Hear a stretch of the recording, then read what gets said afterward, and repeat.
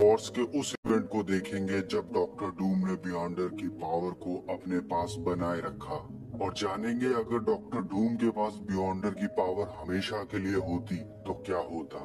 Wars के main event में beyond के जरिए सुपर हीरो और विलन्स के बीच में एक बैटल होती है, और ये बैटल अर्थ से दूर एक प्लेनेट पे होती है जहां उन सभी को ले जाया जाता है। अगर सुपर हीरोज या विलन्स एक दूसरे को हरा देते हैं तो उनको वो देने का वादा किया जाता है जो वो चाहते हैं। मेन इवेंट में बियॉन्डर की पावर डूम ले लेता है, और डूम अपने आप को यूनिवर्स का सबसे सुप्रीम समझता है। बियॉन्डर की पावर को एब्जॉर्ब करने के बाद डूम गॉड लाइक बीइंग हो जाता है।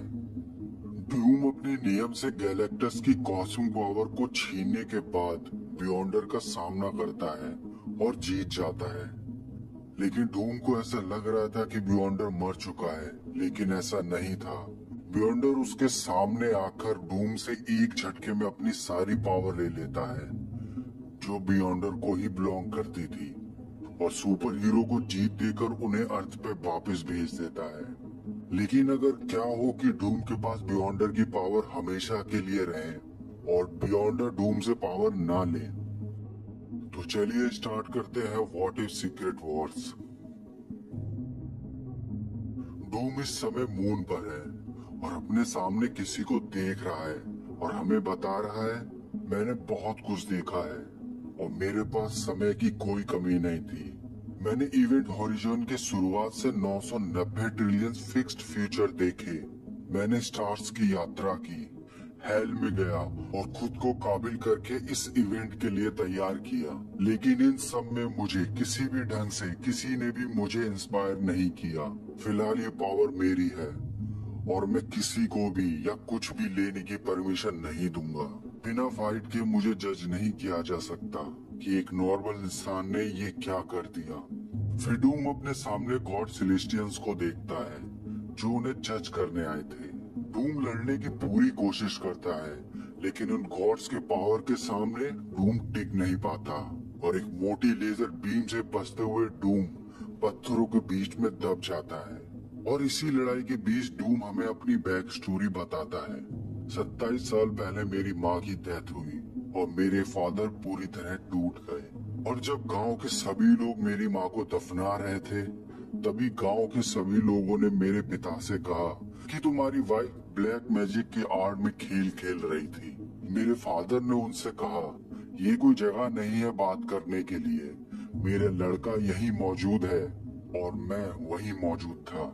लेकिन उन गांव वालों ने मेरे फादर को जवाब देते हुए बोला, उसकी माँ के जादूगरों ने कल एक रात वैरन के आदमियों को मार डाला और अब वैरन के लोग आएंगे, वो सैनिक भेजेंगे और ये सब हमें भुगतना पड़ेगा।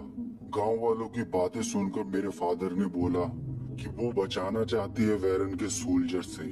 और इस कन्वर्सेशन के बीच मैंने उन सभी गांव वालों को जवाब देते हुए कहा, तुम मेरी माँ के जादू के साथ खिलवाड़ कर रहे हो। मुझे पता है कि आगे तुम क्या कहोगे। उससे पहले मैं और मेरे फादर ये कबीला छोड़कर चले जाएंगे जब तक ये माहौल ठंडा ना हो जाए। और बैरन के सोल्जर ने जब हमें पीटा, हमारा खाना चुरा लिया, हमारी महिलाओं के साथ बलात्कार किया, तब तुम लोग कहाँ थे? तुमने क्या किया? कुछ नहीं। तुम सब उनके सामने झुक गए। लेकिन मेरी माँ ये नहीं कर सकती थी। उसने सत्ता हासिल के लिए सब कुछ किया। वो हार गई, लेकिन उसका सपना नहीं और ना ही मेरा। मैं अपनी माँ का बच्चा हूँ। मैं डूम हूँ। फिर डूम हमें उस पल के 1 महीने बाद की कहानी बताता है। 1 महीने बाद मुझे मेरी माँ का स्ट्रॉन्ग बॉक्स मिला जिसमें मेरी माँ के जर्नल में मंत्र लिखे थे, और मुझे पता लगा कि मेरी माँ की डेथ किसी कारण से हुई थी। सैंथिया वॉन डूम, जो विक्टर वॉन डूम की माँ है, उन्होंने अपनी आत्मा को डेविल के साथ जोड़ दिया और अपनी सोल को इटर्निटी तक रेस्ट करने दिया। मैंने उनको बचाने के लिए खुद को समर्पित कर दिया, और इस समय यही जर्नल मेरी बाइबल थी। फिर डूम हमें एक और बैक स्टोरी बताता है जब वो 10 साल का था, और डूम हमसे कहता है, मैंने अपनी मदद के लिए एक डिवाइस का निर्माण किया और मेरी रिसर्च के बीच एक लड़का हमेशा मेरे रास्ते में था और उसका नाम था रीड रिचर्ड्स। मैं उससे नफरत करता था जिस तरह आप उस मच्छर से नफरत करते हो जिसको आप मार नहीं पाते। और कुछ समय बाद इंटरडायमेंशनल हेल स्पेस के लिए मैंने पोर्टल बनाया जहाँ मेरी माँ फंसी हुई थी, और उस सोल को डार्क एंटिटी से बाहर निकालने के लिए मैंने कोई रास्ता खोजा। कई साल पहले मैंने उन्हें बचाने का वचन दिया था और मैं इन 25 मंत्रों के साथ उस काम को करने का अंजाम दूंगा। और जब डूम का असिस्टेंट उस मशीन को ऑन करने के लिए लीवर खींचता है, तभी डूम की वो मशीन ब्लास्ट हो जाती है और 3 दिन बाद मिलिट्री हॉस्पिटल में डूम को होश आता है। और तब उसको पता चलता है कि उसका एक्सपेरिमेंट सही नहीं था, जिसकी वजह से डूम ने सब कुछ खो दिया, उसकी स्कॉलरशिप, उसका वीजा और उसका चेहरा, और साथ में उसका भविष्य भी। फिर डूम हमें इस पल के 1 साल बाद की स्टोरी बताता है। वो कहता है, मैं मरते मरते हिमालय की एक जगह ढूंढता हूँ। मेरी मौत हो जाती अगर वो मुझे एक्सेप्ट नहीं करते, लेकिन वो मुझे करते हैं और मुझे सिखाते हैं। और 8 साल ट्रेनिंग लेने के बाद स्टूडेंट अब मास्टर है, और मेरी जली हुई स्किन के ऊपर अब एक मिस्टिक और अडेप्टिव टेक्नोलॉजी का कवच है। ये मास्क उन सभी निशान को मिटा देगा जो मेरे चेहरे पर है, और दुनिया मुझे डूम के नाम से जानेगी। और इस समय मेरी उम्र 30 वर्ष है। फिर हम देखते हैं अगले कुछ सालों में डूम ने लेटवेरिया के राजा वेलामिंदीर को हराकर खुद सारा साम्राज्य अपने हाथ में ले लिया। लोगों ने अपने राजा का स्वागत किया।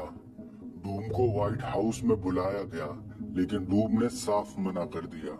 अब लेटवेरिया एक समृद्ध राज था और डूम की शरण में था।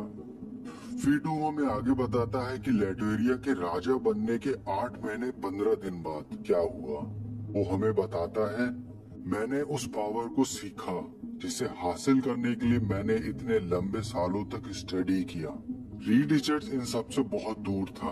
अर्थ के साइंटिस्ट जैसे कॉस्मिक कैबरिस कहते थे, और मैं इसे प्योर एक्सपेरिमेंट कहता हूँ। ये ऐसा है जैसे किसी मंगल ग्रह पे ह्यूमन को भेजना।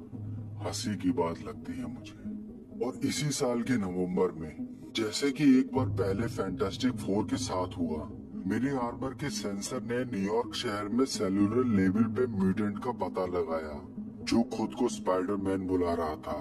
उसकी उम्र 18 साल से ज्यादा नहीं थी, लेकिन उसकी स्पीड काफी थी। और इसी पल के 4 साल 3 दिन बाद फ्यूचर में मेरे दुश्मनों की कोई कमी नहीं थी। वो मेरे सारे सपने तोड़ना चाहते थे, और मैं अपने काम में पीछे नहीं हटा। फिर इसके बाद हम डूम को फ्यूचर में 5 साल आगे देखते हैं। सेलेस्टियंस गॉड फिर से आए, और फ्यूचर में उन गॉड्स का आना बंद नहीं होता। फिर हम लोग देखते हैं कि इस बार डूम के साथ उसकी डूम आर्मी है, जो पूरे मून के सरफेस पर फैली हुई है, और वो सभी डूम वॉर्ड्स गॉड सेलेस्टियंस को चीरते हुए आर पार निकल जाते हैं। फिर डूम हमें वो स्टोरी बताता है जब वो 35 साल का था। डूम हमें बताता है, फैंटास्टिक 4 के साथ न्यूयॉर्क की एक बैटल में मेरा शरीर डिसइंटीग्रेट हो जाता है, और जिस एनर्जी का उन्होंने ब्लास्ट किया उसको टेरॉक्स कहते हैं। लेकिन मेरा दिमाग जिंदा था, और इस इवेंट के 4 महीने बाद फ्यूचर में लाखों लाइट ईयर्स दूर मैं अपना शरीर एक इन्फिनिटी पावर के सामने देखता हूँ, और मेरे सामने बियॉन्डर था, जो मुझसे कह रहा था कि अपने दुश्मन को मारो और जो चाहोगे वो सब तुम्हारा होगा। तुम्हारा कोई भी सपना पूरा करना मेरे लिए इम्पॉसिबल नहीं। फिर बियॉन्डर ने मुझे सीक्रेट वॉर्स के उस मैदान में फेंक दिया जहाँ हीरो और विलन्स लड़ रहे थे। मैं उनके सामने प्रकट हुआ, और जैसे बच्चे से बातचीत की जाती है मैंने वैसे ही किया। बियॉन्डर मर चुका है, और जो पावर कभी उसकी थी अब वो मेरी है। मैं विक्टर वॉन डूम हूँ, और मैं तुम सबसे ज्यादा ताकतवर हूँ, और किसी भी यूनिवर्स में तुम सभी को मैं सिर्फ एक थॉट से मार सकता हूँ। मैंने हीरोज की टीम को हरा दिया, और बाकी सारे सुपर हीरोज को अर्थ पे भेज दिया। मैं अब सेफ हूँ। मैंने अपने दुश्मनों को खत्म किया, और ये इवेंट जीता। और इसके कुछ दिनों बाद एसगार्डियन अमोरा एन्चेंट्रेस मेरे पास आई, और एक मरे हुए वाइकिंग मेल को, जो यूलिसेस क्लॉक की बॉडी के अंदर रहता था, उसको जिंदा करने के लिए मदद की मांग की। पर वो दोनों सही पल का इंतजार कर रहे थे। मैंने क्लॉक को मार दिया, और स्नैप से एन्चेंट्रेस को वाइप आउट कर दिया। मैं यही करने का इरादा रखता हूँ, क्योंकि मैंने भविष्य देखा है, और अभी बहुत से काम बाकी हैं। तभी डूम पूरे अर्थ पर हर जगह होलोग्राम के जरिए सभी लोगों से बात करता है और सभी लोग, चाहे बच्चे हो आदमी औरत, उन सभी के मन में सीक्रेट वॉर्स की यादों को डाल देता है और उनसे कहता है कि मैं चाहता हूँ कि दुनिया को पता चले कि वहाँ क्या हुआ था। मैंने उस सीक्रेट वॉर को जीत लिया और जहाँ ये युद्ध हुआ वो दुनिया इतनी दूर है कि सन की लाइट को स्टार सिस्टम तक पहुँचने में 37,000 साल लगेंगे। लेकिन मैं बुरा आदमी नहीं हूँ। मैंने जीवन भर वो चाहा जो सभी के लिए अच्छा था और अब मैं इन सारी इच्छाओं को प्रकट कर सकता हूँ। और इस सीक्रेट वॉर्स की ताजा यादें सूजन भी महसूस कर रही थी, जो प्रेग्नेंट है, और उसके आंसू रुक नहीं रहे थे। और अपनी हार के साथ टोनी स्टार्क भी शराबी बन गया था। वो भी डूम को सुन रहा था।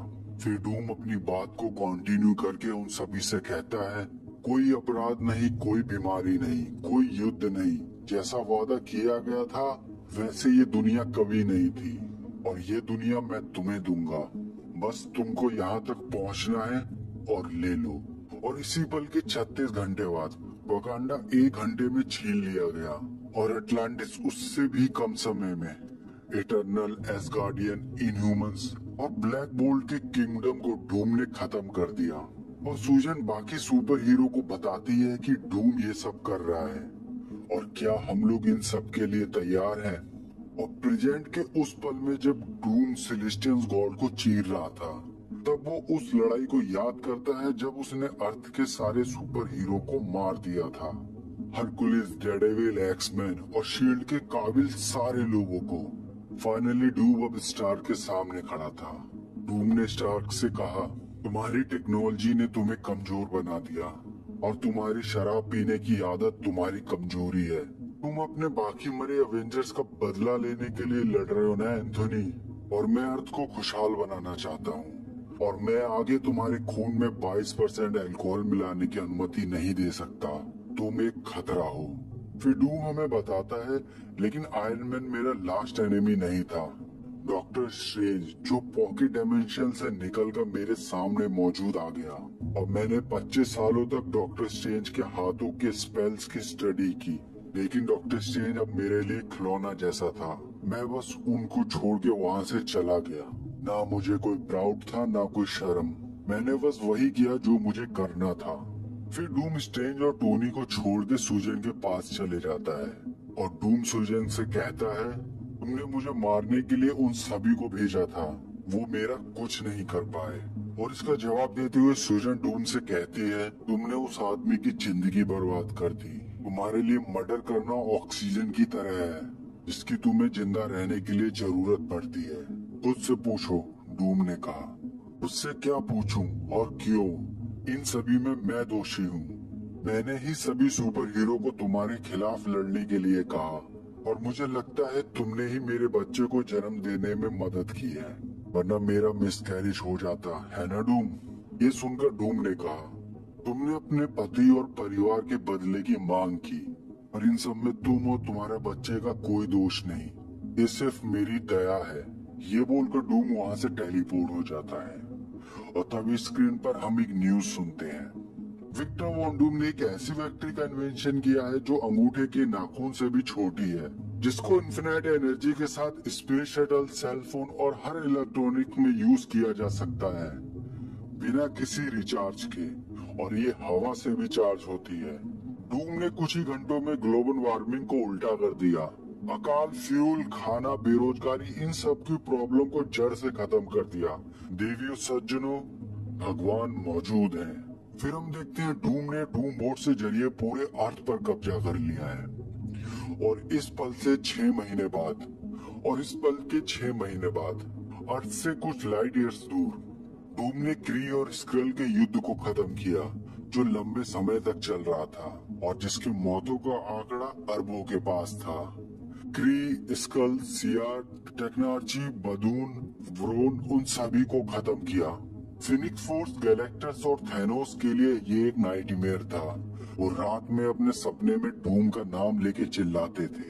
डूम हमें बताता है, यूनिवर्स के एल्डर्स से मैंने ट्रिंकेट चुराया और इन बच्चों को समय की शुरुआत से यूनिवर्स की देखभाल के लिए काम सौंपा गया था और ये एल्डर्स अब मेरे हैं। Space, time, reality, mind, soul, ये सारे इन्फिनिटी स्टोन मेरे हैं और मैं सोल स्टोन का यूज करके अपने मिशन को पूरा करूंगा। फिर डूम सोल स्टोन का यूज करके हमें हेल डायमेंशन में दिखाई देता है, जो अपना अधूरा मिशन पूरा करने आया था। हेल में अपनी मरी हुई माँ की सोल को फ्री करता है। फिर हम डूम को प्रेजेंट में देखते हैं, जो अपना मास्क उठा रहा है और हमें बता रहा है मास्क मेरे हाथ में केवल 20 सेकंड पहले नीचे गिरा था और ये 30 सेकंड में चांद की रेत में रह जाएगा। ये मेरा असली चेहरा था, जो मानवता को जगाता था। तिब्बत के मंदिर के भिक्षुओं ने इस मास्क को बनाया, जिनकी हड्डियां अब धूल में बदल गई हैं। अब सिर्फ 10 सेकंड बचे हैं। मैंने उन्हें बनाने के लिए कहा ताकि दुनिया मेरे चेहरे के निशान न देख पाए। मैंने 3,84,000 किलोमीटर दूर शांति से समुद्र के जरिए बिजनेस किया। अब वो सब बर्फ से ढका हुआ है और मैं कभी इस मार्ग से अलग नहीं हुआ। और ये लास्ट सेकंड है। और ये लास्ट सेकंड बोलकर डूम अपने मास्क को मून पे छोड़ के अर्थ की ओर बढ़ता है और हमें बताता है सेलेस्टियन नहीं रहे और ना ही एल्डर्स, जो मानवता पर नजर रख रहे थे। मेरी लड़ाई 407 साल तक चली, जिसमें इन्फिनिटी स्टोन चकनाचूर हो गए और 200 साल पहले एक लड़ाई में अर्थ अपने ऑर्बिट से हट गई, जो एक पोस्ट हिस्टोरिक जमीन बनने जा रही है। ये सब ठीक नहीं हो रहा। फिर हम प्रेजेंट में अर्थ को देखते हैं, जो चारों ओर बर्फ से ढकी है। ना ही कोई सभ्यता है, ना ही कोई रहने लायक वेदर। बचे कुछ लोग अपना जीवन कैसे भी जी रहे हैं। फिर डूम बियॉन्डर की पावर का यूज करता है। फिर ये सब देखकर डूम कहता है कि मैंने जिसके लिए ये किया अब वो ही नहीं होगा तो मेरा क्या फायदा। फिर डूम ये सब देख के कहता है कि अगर सभ्यता ही नहीं रही तो डूम किस पे राज करेगा। फिर डूम बियॉन्डर की पावर यूज करते हुए अर्थ के सेंटर को सही एक्सेस पे लाने के लिए अपनी पावर कुर्बान कर देता है और इस पावर से अर्थ को रिस्टोर करता है और टाइम में पीछे जाकर अपने बचपन के समय में पहुंच जाता है, जब वो अपने आप को गाइड करता है। हे गाइस, कैसे लगे आपको ये कॉमिक सीरीज? नीचे कमेंट में जरूर बताओ।